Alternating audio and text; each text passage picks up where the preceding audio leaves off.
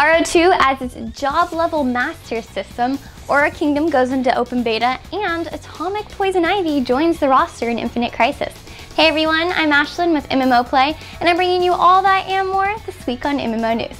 Ragnarok Online 2 kicks off its 1-year anniversary this week with a game update and events. This update included the highly anticipated Job Master level system. The new system gives players who have maxed out their toons something new to work towards. After capping, players can advance to the new Master level by completing the Master class promotion. After advancing, players will no longer receive class or job XP. Instead, they will receive mastery points, which are needed to level up to the next Master level. There are a total of 50 Master levels, and each new level gives you 5 extra stat points. Before you go soloing the next instance with your newly acquired power, keep in mind that there is a 10% mastery point deduction for dying.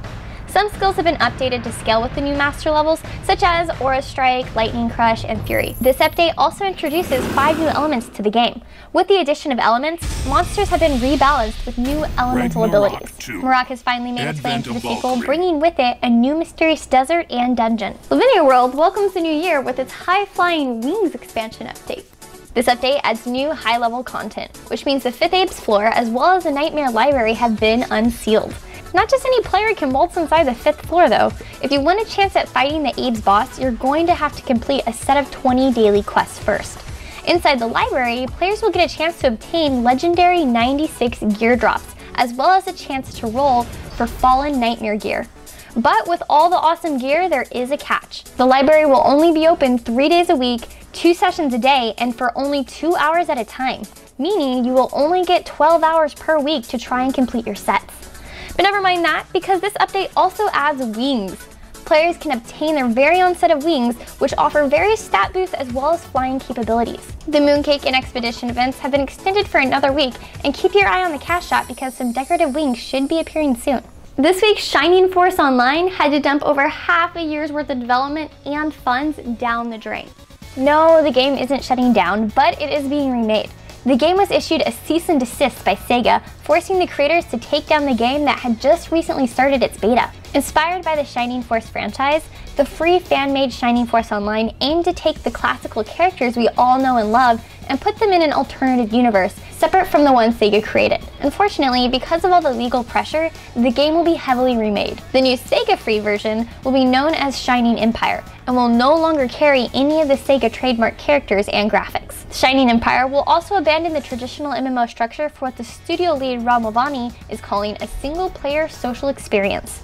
Mulvaney said the studio never intended to offend any of the trademarks and that he had even sent emails asking for permission with no response.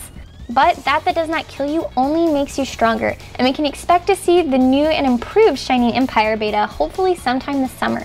The war between vampires and humans is drawing closer. Square Enix plans to invite more players into the closed testing phase later this month. The Legacy of Kain-inspired RPG takes us back to the darkest moments in Nosgoth's chaotic war between humans and vampires. Players pick a side, fighting for vampires or humans, and duke it out for the survival of their kind. Currently, Nosgoth is still in closed beta, but Square Enix mentioned this week that they expect to be ready to move on to the next stage of game development very soon, and that they plan to introduce new content as well as features with the second wave of testing. To prepare for closed beta, more invites will be sent out at the end of this month to stress test the network's infrastructure. On another exciting note, developers are planning to have the game run continuously from Thursday until Monday, letting alpha testers play all weekend long. Earlier this week, Aura Kingdom opened its doors, welcoming thousands of players into its open beta. Aura Kingdom has started the new year off strong, pulling in thousands of fans. During its closed beta test back in December, testers created more than 170,000 characters and logged in nearly 1 million hours. The cute anime-themed MMORPG currently offers 8 classes. Players start off as one class and can take on a second as they level. Another unique feature of the game is its advanced pets known as Eidolons, which serve as battle pets as well as companions. There are 4 starter ones to choose from, and as you progress through the game, more become available to find. Players will journey through the game with their Eidolons, leveling them up as well as evolving them. In celebration of the open beta, launch events have been held every single day. Game masters have been appearing throughout the game and have even hopped on Twitch to stream live tutorials. League of Angels also started its beta phase this week, and with it came 17 server-wide events. Reality Squared Games launched one of its newer browser-based MMOs this week called League of Angels. The game is a turn-based strategy MMORPG where players control a team of heroes and an angel character that acts as a group leader, helping other members with buffs or attacking enemy units.